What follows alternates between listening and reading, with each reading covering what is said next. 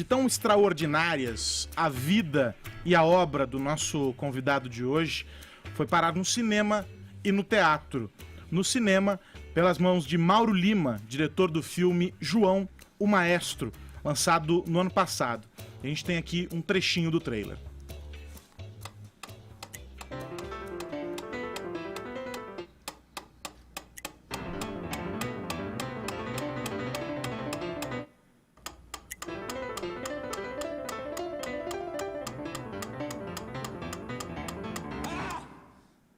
Somente de 100 em 100 anos aparece um pianista com tamanho talento.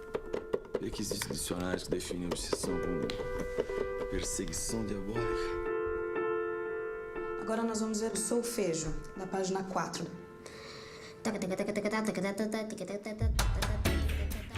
E no teatro, pelas mãos de Cássio Escapim, diretor do espetáculo Concerto para João, em cartaz no Teatro FAAP, aqui em São Paulo. Maestro João Carlos Martins, muito obrigado pela visita, é um prazer recebê-lo aqui no Morning Show. O prazer é meu, principalmente por estar no Morning Show, que representa tanto para São Paulo e para o Brasil. A gente ouve as entrevistas, a gente assiste as entrevistas, lê entrevistas que o senhor dá, a gente vê o filme, aí tem o espetáculo e etc. E a gente fica imaginando, né?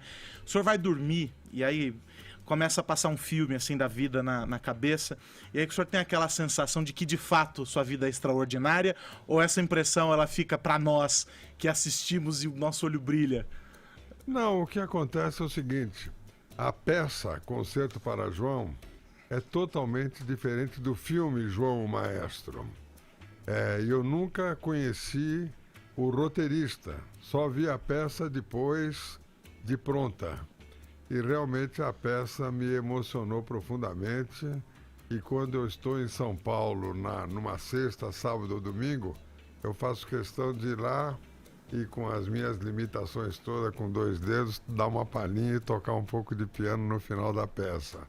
Agora é uma peça extraordinária, onde o Rodrigo Pandolfo, que fez o papel no filme também, antes do Alexandre Nero, faz um trabalho maravilhoso. Eu queria, Vini, antes de você fazer a pergunta, perdão, só porque os nossos ouvintes, enfim, quem nos acompanha também pela internet, queria pedir para o maestro fazer uma síntese do que a gente está falando aqui quando ele diz a limitação e etc, porque eventualmente pode ter alguém que desconheça essa história, que já rodou o Brasil e o mundo, mas queria que o senhor, por favor, fizesse uma síntese, explicasse do que a gente está falando quando a gente fala sobre essa limitação.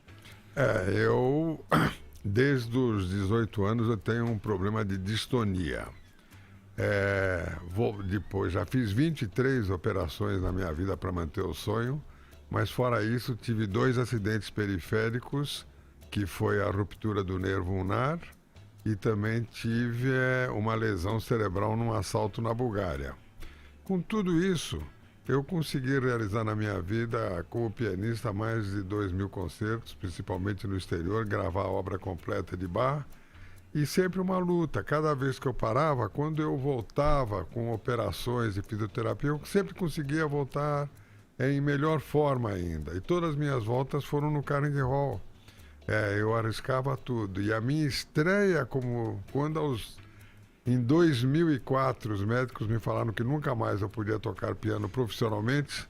Naquele dia, 5 dias depois, eu tenho um sonho com Eleazar de Carvalho, que falou: João, ele me chamava de João, vai estudar regência, ele já tinha morrido. No dia seguinte, às 7 horas da manhã, tomei a primeira aula, já foram 1.600 concertos para 16 milhões de pessoas ao vivo, e um trabalho social com milhares de crianças que já trouxemos para esse universo fantástico da música clássica. Que incrível, Vini. Eu tive a honra até de receber esses dias aqui na Jovem Pan, também para nossa programação, o Cássio Escapim e o Rodrigo Pandolfo, para falar sobre o musical, né, o Concerto para João. E aí o Rodrigo falando, né, das nuances de cada personagem, que até você falou agora que são bem diferentes, né, o do cinema e do teatro, que ele conseguiu explorar, né, essas duas passagens. E ele contou também sobre a aproximação que ele teve com você, né, na vida pessoal mesmo, de frequentar a casa, e até uma passagem curiosa de que você ajudou ele até a ser fiador, né, para entrar num apartamento, não foi isso? Isso. E o Rodrigo é um ator extraordinário, E eu ontem, quando eu cheguei de viagem, ontem na peça, eu contei que o Rodrigo, outro dia, falou para mim, João, como você... Porque nós estamos falando de internet. Ele falou, João, como você é brega. Eu falei, pô, Rodrigo, você está me ofendendo. Ele falou, tenho visto as suas mensagens no Facebook, no Instagram. Eu falei, Rodrigo, olha o meu celular, veja o que eu entendo de tecnologia, meu Deus do céu. Nunca mexi em Instagram e Facebook na minha vida, é fake. Aí ele falou com o Nero, faça o seu Instagram. Inclusive existe um que dizem que é oficial e que não é meu. E finalmente eu entrei há cerca de 20 dias no mundo do Instagram para contar o meu passado, como que é Maestro João Carlos Martins. Esse é o verdadeiro, Maestro João Carlos Martins. E cada dia eu estou colocando alguma coisa da minha vida no passado e no presente. Porque muitas pessoas nem sabem, nem tinham nascido quando eu fazia carreira nos Estados Unidos. A minha estreia foi quando eu tinha, em 1960, que a Eleanor Roosevelt fez a minha estreia no Carnegie Hall. E muita gente nem tinha nascido. Então, através desse Instagram, eu estou começando a mostrar coisas minhas, porque é só um minuto, no passado. Tocando em Cuba, tocando em Londres, tocando em Nova York. E eu estou tendo muito prazer pela primeira vez em entrar no mundo da tecnologia. Bacana. Maestro, você, claro que a gente sabe o poder que a música teve de transformar a sua vida. E com esses trabalhos que você fez, beneficente, pelo Brasil, qual o poder de transformação que você já pôde observar na vida daqueles que aparentemente não vislumbravam um futuro positivo, não se encontravam? Qual que é o poder transformador da música? Bem, eu resumo sempre num caso. Hoje já são milhares de crianças, mesmo nesta semana, eu estava visitando projetos sociais em Londrina, em Maringá, em Assis, e quando eu tenho intervalo de concertos, só para transformar essas minhas palavras num exemplo, numa das minhas visitas à Fundação Casa, um pai com um filho, o pai chegou e falou, era quinta-feira, falou, meu filho teve a liberdade na segunda, pediu para ficar preso mais 3 dias para falar obrigado. E esses mesmos jovens, já com liberdade assistida, deixaram na portaria do meu prédio uma carta escrita, tio Maestro, Feliz Natal, a música venceu o crime. Basta contar uma história como essas para você ver a importância da música na inclusão social de um jovem e o que a música pode fazer na vida de uma pessoa. Você sente que a música é ignorada? A gente está aí em campanha política bastante violenta, mais de troca de farpas do que de projetos. Não ouvimos falar de música. Não, inclusive a minha orquestra é a Baquiana Filarmônica SESI SP. Durante a campanha de um dos candidatos, que foi o SCAF, nós dois combinamos, a orquestra não faria nenhum concerto no interior para não misturar política com música. Não fiz nenhum concerto no interior durante a campanha. O que eu digo que a música... Eu digo que a música é a régua do mundo. Por quê? Se um governo vai bem, todo mundo funciona como uma orquestra, certo? Se está todo o povão na rua aqui na Paulista, o governo fala, é uma orquestração contra nós. Se o Palmeiras ganha de 2-0, todo mundo fala que o Palmeiras está jogando por música. Infelizmente, a minha portuguesa não joga por música há muitos e muitos anos, entende? Agora, maestro, quando a gente fala sobre as políticas que um país deve desenvolver, mirando a cultura, e o senhor sabe disso porque vive essa realidade passando pelo país e acompanhando esses projetos, falta ainda avançar muito. A gente vê discussões sobre verbas milionárias para eventos apoteóticos, mas a gente não vê uma discussão séria sobre levar, por exemplo, a música, como o senhor faz com os seus projetos, para lugares mais afastados, onde falta visibilidade, onde a mídia não coloca o holofote ali. Ou seja, são 2 pesos e 2 medidas e nós estamos falando sobre a mesma coisa, cultura. Mas uma que tem um alto impacto e todo mundo vê o resultado, e outra que tem um alto impacto, mas que o resultado não está tão evidente, ele não pode ser manchetado na capa de um jornal. Como é que o senhor vê isso acontecer num Brasil em 2018? Eu vejo da seguinte forma. Eu, por exemplo, vou do mesmo jeito que a orquestra vai para o Carnegie Hall, para o Lincoln Center, para a Europa, a orquestra vai para cidades de 6, 7 mil habitantes. Então, quando eu chego numa cidade de 6, 7 mil habitantes, tem 2, 3 mil pessoas. Por exemplo, sábado em Assis era uma loucura. Todos os concertos tem que ter um telão na praça, para a praça também assistir o concerto. Aí eu lá de dentro do teatro eu grito, olha, um abraço para a galera aí na praça. Então o que eu digo é o seguinte, quando eu chego nesses lugares, a primeira coisa que eu faço, eu peço para a orquestra, e a orquestra toca pam, pam, pam, pam, pam, pam, pam, pam, pam, e aí eu falo, cantem a segunda parte, todo mundo tá, pá, pá, pá, pá, pá, pá, pá, pá. Aí eu falo, essa música foi escrita 250 anos atrás. Essa é a força da música clássica. E essa é a razão pela qual nós já atingimos 16 milhões de pessoas ao vivo. O que eu digo? O músico clássico tem que sair da sua torre de marfim e ir de encontro a todos os segmentos da sociedade. Não tem um lugar da periferia de São Paulo que eu não tenha visitado. E não tem um teatro grande do Brasil que eu não tenha tocado. Eu me lembro que era uma sexta-feira, eu fiz um concerto no Carnegie Hall, e na segunda-feira eu estava fazendo um concerto na Fundação Casa, na FEBEM, aqui em São Paulo. Então, e a emoção, eu falo para os meus músicos, tanto no Carnegie Hall como na FEBEM, hoje é o concerto mais importante da nossa vida. E a gente chora muito quando a gente vê a reação de jovens, por exemplo, no presídio de Guarulhos, quando eu vi aquelas pessoas chorando por causa da música clássica. Aliás, num dos concertos na Sala São Paulo para crianças de 6 a 12 anos de idade de tarde, eu perguntei no final do concerto, quem aí chorou ou teve vontade de chorar? E metade das crianças levantaram as mãos. Essa é a força da música clássica. Ô maestro, um dos pontos de discórdia entre esquerdistas e direitistas são as leis de incentivos à cultura. É verdade. A Lei Rouanet é de Deus ou do diabo?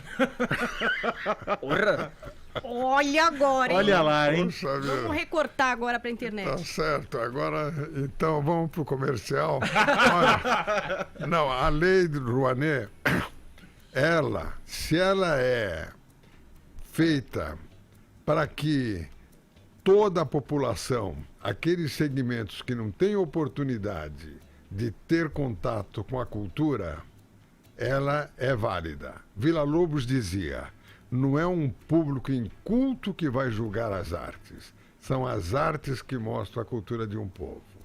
Para você ter uma ideia, sem Lei Rouanet, sem nada, eu estou fazendo um projeto para ter 1000 orquestras parceiras no Brasil. Já estou com 110 orquestras no estado de São Paulo. Comecei agora no Paraná e vou para o Brasil inteiro. Esse projeto, tenho certeza que daqui 5 anos eu alcançarei as 1000 orquestras. Daqui 5 anos eu peço para que vocês me convidem novamente para a gente comemorar 1000 orquestras no Brasil. Então, quando a lei é usada para o incentivo, é válida. Agora, quando a lei é usada para trazer espetáculos bilionários, eu digo que você está certo. Ou é de Deus ou é do diabo. Maestro, eu tenho amigos, Joel ali, maestro. Tudo bem? Eu tenho amigos que trabalham também no meio da música erudita, música de orquestra, e eu percebo um pouco essa sensação de que assim, o Brasil não é um meio muito favorável, que faltam investimentos e tudo. Você aparentemente talvez não concorde tanto assim com essa visão, ou será que os músicos estão reclamando demais, ou de fato a situação é muito precária? Eu acho que o mais importante é a determinação. A determinação. Um músico, o que acontece? É o resultado da disciplina de um atleta e da alma de um poeta. quando o músico tem uma determinação e tem um objetivo, ele alcança o seu lugar. Para você ter uma ideia, nós temos lançado atualmente, ou na Sala São Paulo, ou no Teatro Municipal, crianças de 8 ou 10 anos de idade, como Eleazar de Carvalho fazia há 50 anos atrás. O Nelson Freire, o Arthur Moreira Lima, eu, fomos lançados em público com 8, 9 anos de idade. Depois disso, esse sistema parou. Agora, eu lancei em Nova York um garoto de 11 anos de idade tocando Vivaldi, no Lincoln Center, em pleno Lincoln Center.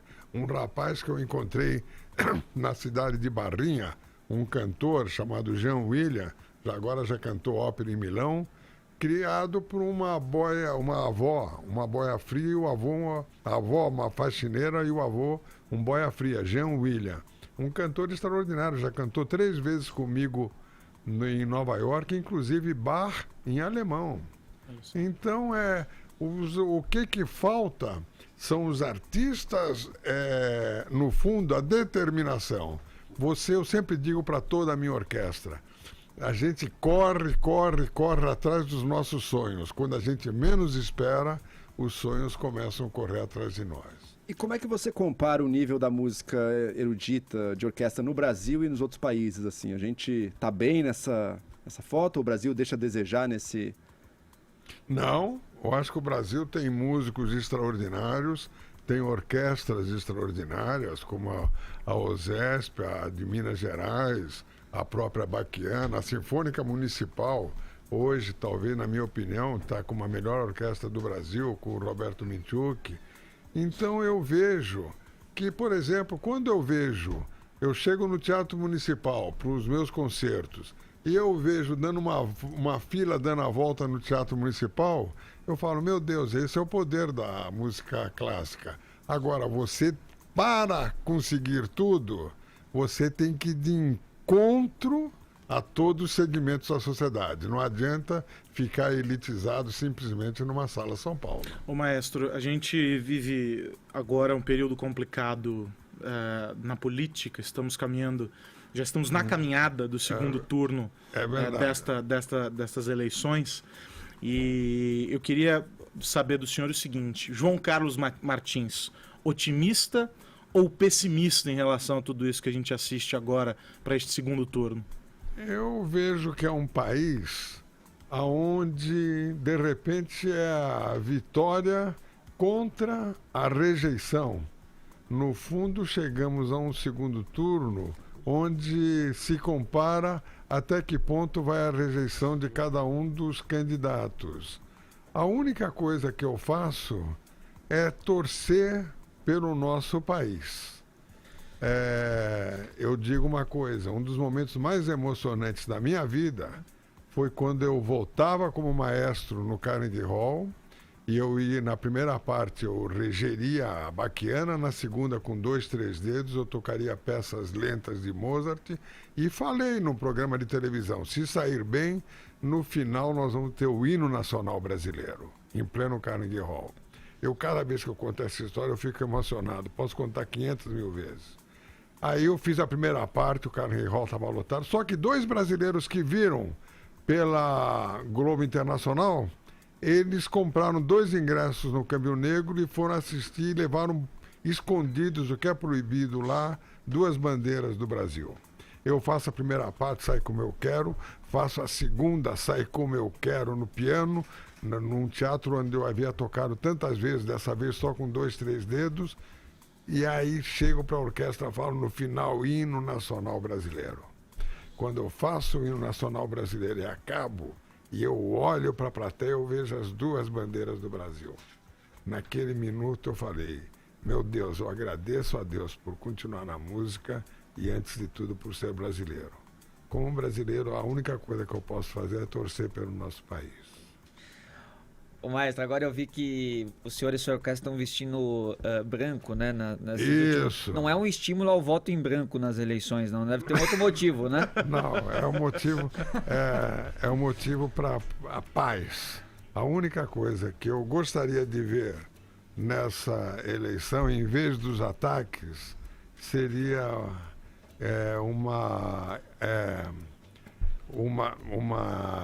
uma eleição onde a paz reinasse. Infelizmente, a paz não está reinando nessa eleição.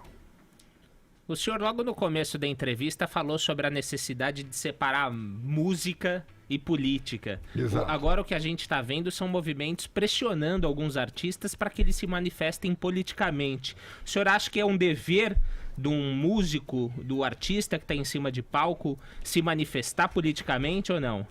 Eu digo para você, há 25 anos atrás, eu prometi para o meu pai que há quase 30 anos atrás, que nunca mais eu iria falar da palavra política. E realmente o que eu acho é o seguinte, o artista tem que ter a sua função em relação à sua contribuição social com o seu país. Eu acho que eu estou fazendo a minha parte da contribuição social. Hoje, quando eu percebo que eu tenho cerca de 10 mil crianças, que eu vou e eu vejo que essas crianças estão tendo um efeito multiplicador, eu falo, estou cumprindo a minha missão. Eu acho que a função do artista é cumprir a sua missão. E a minha missão eu estou cumprindo. Hoje eu estou com 78 anos, graças a Deus eu nem sou obrigado mais a votar. E eu estou tão triste, decepcionado com o que tem acontecido em nosso país. A única coisa que eu acho, a melhor frase que eu conheço na vida é do John Kennedy, que dizia, não é o que o país pode fazer por você, é o que você pode fazer pelo seu país. Maestro, nessa sua longa carreira aí de muitos sucessos, mas também momentos de grande dúvida, né? E que o senhor deve ter tido momentos aí que você se perguntou se ia ser possível voltar ou não. Teve algum momento em que você acreditou que era o fim? E que você realmente talvez tenha se entregue à depressão, algum momento mais de baixa, assim? Quando eu tinha 28 anos, depois do primeiro acidente, que parecia que nunca mais eu poderia voltar, eu escrevi isso, inclusive, no meu livro. Eu pensei em me matar. Eu tinha uma carreira fortíssima. E, de repente, quando eu vi os dedos fechando e fui para a mesa de operação, na dúvida, fiquei 7 anos sem poder tocar. Eu pensei em me matar. De hoje, o amor à vida é tão grande e, graças a Deus, eu me inspiro no meu pai. Meu pai, com 37 anos, teve um câncer violento, deram 6 meses de vida, tiraram 3/4 do estômago e falaram, o senhor tem talvez 6 meses de vida. Ele falou, é porque vocês não me conhecem. E morreu aos 102 anos de acidente. Então ele acabou servindo de exemplo, inclusive para o meu irmão, que vocês conhecem aqui, o Ives Gandra. Então eu acho que você tem que, de uma certa forma, eu digo que agora eu vi 3 mensagens de superação. Quando aparecer a primeira de teimosia, essa é para mim. Agora, maestro, a gente fala superação, superação, superação, e diante de tantas histórias, a sua, por exemplo, o senhor não acha que essa palavra superação e a aplicação dela, em alguns casos, acabou sendo banalizada? Se usa o termo superação para coisas que talvez não merecessem esse termo? Claro que sim. Então, por exemplo, eu digo para você, estou contando em primeira mão aqui para vocês. O ano que vem eu estou com 79 anos. Em Londrina, ele é professor na universidade em Hamburgo, mas ele passa 3 meses, um grande pianista e um grande médico. Ele fez um dos maiores estudos sobre LER na vida, lesão por esforços repetitivos. A partir de janeiro, como um principiante, porque eu fiz 23 operações, inclusive no cérebro, que com o Paulo Niemeyer deu um resultado durante 4 meses, mas sempre resultados paliativos. Com 79 anos, eu vou estar entrando numa sala de aula como principiante para estudar piano com a mão esquerda, para pelo menos realizar o meu sonho de tocar novamente o concerto de Ravel para a mão esquerda. E não é, quando pergunto para mim por quê, eu respondo por que não. É isso. Quero muito, muito agradecer o maestro João Carlos Martins. Tenho certeza que, assim como nós aqui, todos emocionados com essa história, agradecer muito, parabenizar pelo trabalho e agradecer pela inspiração que o senhor é para todos nós. E assim encerrar o Morning Show de hoje, dando um abraço pro Joel, pra Paulinha, pro Vini. Maestro, obrigado, um grande abraço. E não se esqueça do maestro João Carlos Martins, né? Lá no Instagram, com as histórias, vídeos de 1 minuto. Tava aqui nos bastidores. Agora é o oficial, mas não está escrito oficial. Não. É só @maestro João Carlos Martins. Não é arroba, é maestro João Carlos Martins. Só maestro João Carlos Martins. E aí, lá com as histórias, com a memória toda dessa jornada incrível, que ele estava aqui nos bastidores, depois as fotos vão para as redes sociais, é isso? Com o nosso outro maestro, mestre Newton Travesso, aqui os dois relembrando várias histórias. Chorando. Juntos, sempre, mas é muito lindo. Obrigado, maestro. Muito obrigado, foi uma honra estar no Morning Show. A honra foi nossa. O Morning Show que está em cartaz ainda. Exato, tem o serviço, é verdade. Olha lá, eu já fico aqui emocionado e aí eu esqueço que eu tenho que fazer. Dos concertos. Dia 16/10, maestro, no Teatro do CIE. Amanhã, todo de branco. Aí no dia 22, no Céu Pera Marmelo, no Jaraguá. Isso. E no dia 30, Escola Jussara, que fica em Suzano. Isso, e ainda tem Municipal, que eu vou fazer uma homenagem ao Júnior como maestro. E toda sexta, sábado e domingo, no Teatro da FAAP, Concerto para João. Perfeito. Maestro, um abração.